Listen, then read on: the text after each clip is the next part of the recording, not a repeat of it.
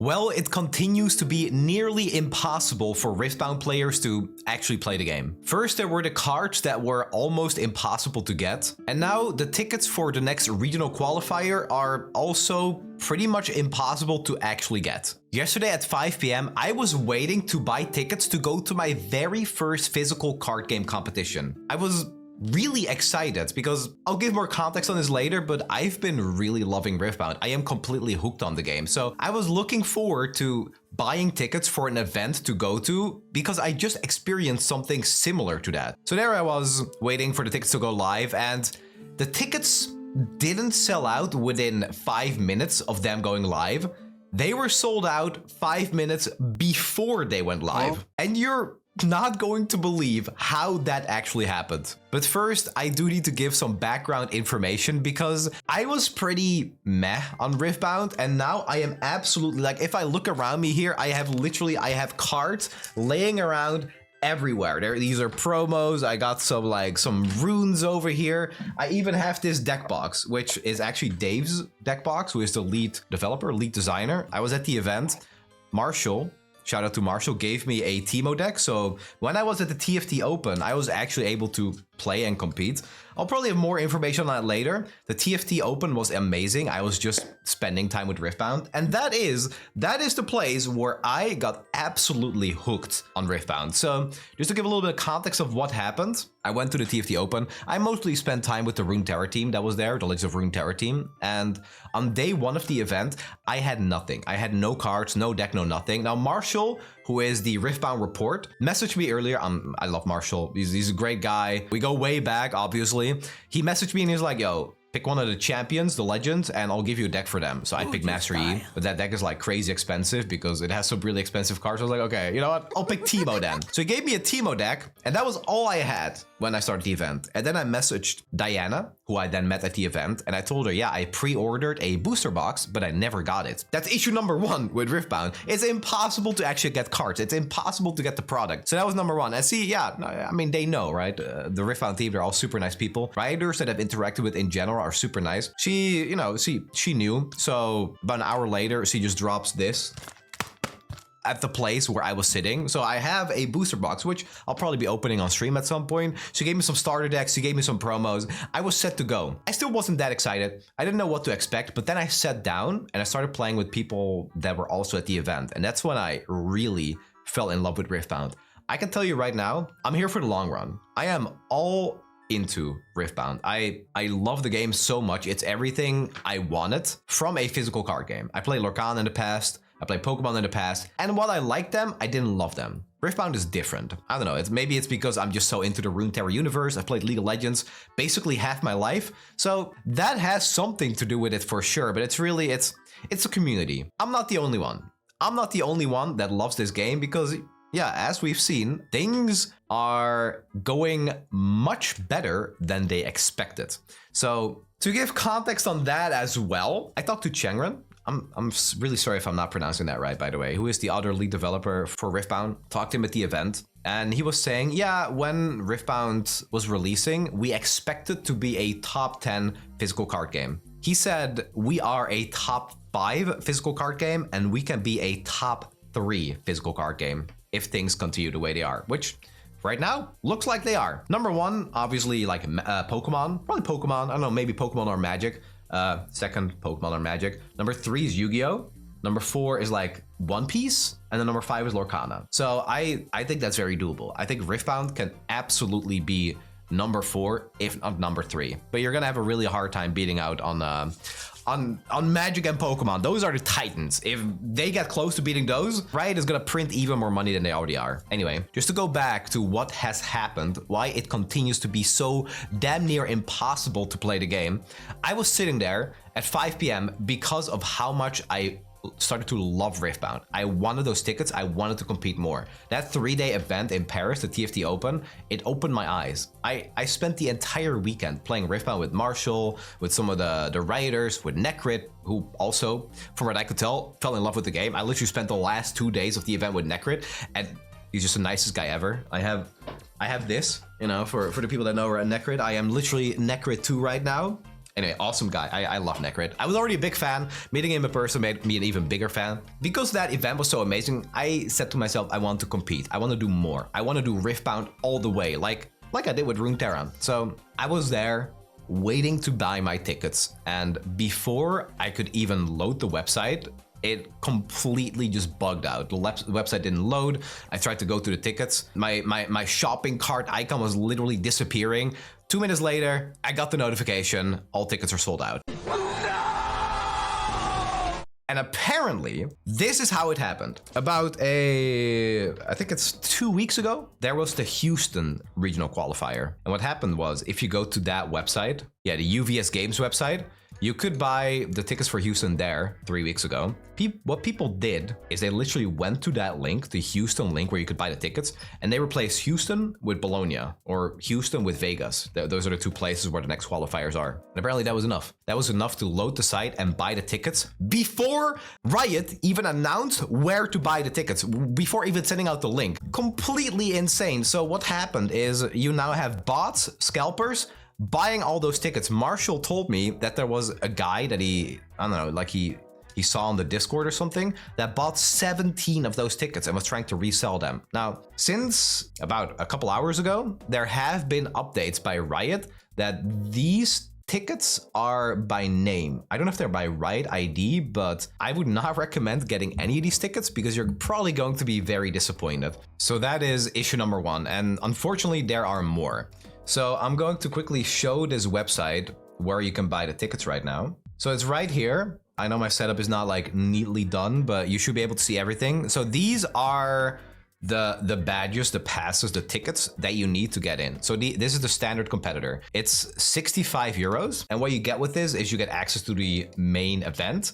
You get a side event voucher, which is like, for example, a sealed event where you get 6 packs, 6 Riftbound packs, and then you need to make a 25 card deck with it and compete against others that do the same thing. You get a promo card, you get 10% off a single item in a merch store, and you get 1 booster box voucher. This is a voucher that literally tells you you're allowed to buy a booster box. That's all it is. That's how popular the product is. The premium competitor badge is all the same thing as the standard pass, except 2 Spirit Force display boxes. I don't actually know what these are. I tried to Google it, and all I got was like the booster boxes. So if these are booster boxes, I have no idea, but 2 Spirit Force booster boxes, it's pretty good. That's like 48 packs of the new set. And you get a code, back check. Yeah, awesome. You need to pay to, you know, give your code to someone.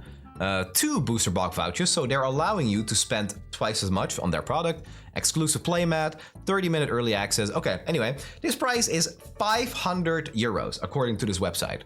Now, there is another picture that I'm going to show on the screen through the magic of editing. It's pretty low quality, but this is the only image I could find. This was the ticket pricing for Houston. For $25, you got a spectator badge. For $75, you got the competitor badge. I think $75 is about 60. I'm actually gonna convert this. Euro to dollar converter. Sucks being European, man. 65 euro. Yeah, 65 euro is $76. So that checks out pretty well. This is the same, about the same price. However, the premium competitor badge 3 weeks ago was $300.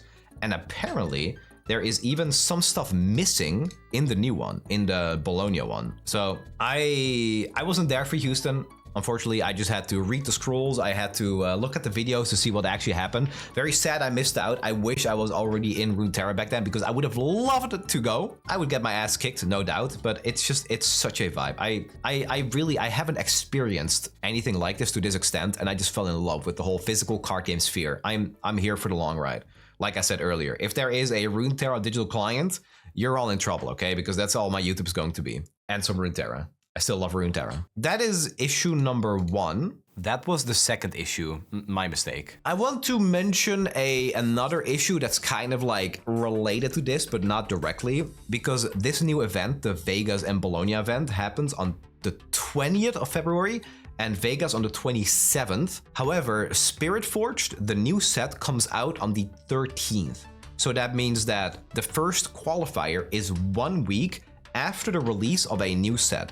That means that as soon as people find out what the best cards are, prices are going to skyrocket. It's going to be absolutely insane, and I am worried that we're gonna run into the exact same issue that we had before, where it is near damn impossible to actually get any of the cards. It's gonna be damn near impossible to actually compete with the potentially strongest cards of the newest set. I could imagine that there is going to be a bunch of people that are playing set 1 decks with slight upgrades with the cards they could find, and then there are the people that were able to get like 1 million of Spirit Forge boxes, and they have completely loaded out decks with just the best stuff available. It is exciting to see a new set being played competitively so short after its release, but in a physical card game, that is going to create a lot of different issues. And then there's one more, the third issue, and that is UVS. And UVS is the official publishing and development partner of Riot. So what they do is they do the manufacturing and the logistics. So the retailer support, even the replacement claims of some of the rares that were missing, which was essentially their fault. Apparently they misunderstood what Riot wanted, so that's on them. And they also do the organized play. So the UVS Games website where you buy the tickets, that's them. The lag, the reason you can buy a ticket, that's their fault. So I'm not really tapped into this world fully. I just got into Riftbound. I'm following everything everywhere that I can, but I don't have the past physical card game experience. So what I'm going to do is I'm going to look at this Reddit comment that I found by Test My Conviction. I'll have a link to the thread below. And they said, as a store owner, there was a quiet but collective groan when UVS was announced as the publisher. Not because they're a bad company, in fact we carry a number of their products, but because they've never seemed to be at the scale of the big dogs, and this was always going to be a big dog game. The same thing happened with Lorcana when Ravensburger was announced as the publisher. This puzzle company is going to maintain what would have been one of the biggest games of all time. That didn't work out very well. Where I'll excuse UVS is with the tournament software, which is through card.io. So far, this has been a pretty miserable experience, and I know that's a shared sentiment. My hope is that card.io is just a bridge until we get a dedicated app from Riot. That's what they have, as a store owner, that's what they have to say about it. And I think that matches up pretty well with what Changren told me, where they were expecting to be a top 10 card game, and they're getting really close to being a top 3 card game, which is completely wild and a very healthy sign for Riftbound in general. It's just that as players, we're kind of struggling right now because we want to play this big dog game, but we can't. So I was really close to doing this thing that YouTubers do, which is like, oh hey, there's these issues, let me give some solutions. I'm not going to do that. I'm a player. Any solution I give is going to be miserable in compared to what a more experienced player could do, or what a more experienced owner or somebody that's actually charged with this could do. So I'm not even going to bother this. And I do want to give credit for Riot as well, because they really seem to just level with the players. I talked to Changren and Dave, and they were like, yeah, this sucks, bro. We want to get players to play. We want to do everything we can to make sure that they can. But it's just, they're running into these really awkward issues, and honestly, I feel a little bit bad because I know they're trying hard. It's just that behind the scenes, they didn't have the experience, and maybe they didn't look well enough at like what other card games did in the past to really like prevent some of these issues. For example, Michael Sherman, who is the director esports product management, had something to say about it as well. He said, to be blunt, today didn't go the way it should have, and we're working with our partners to make it better going forward.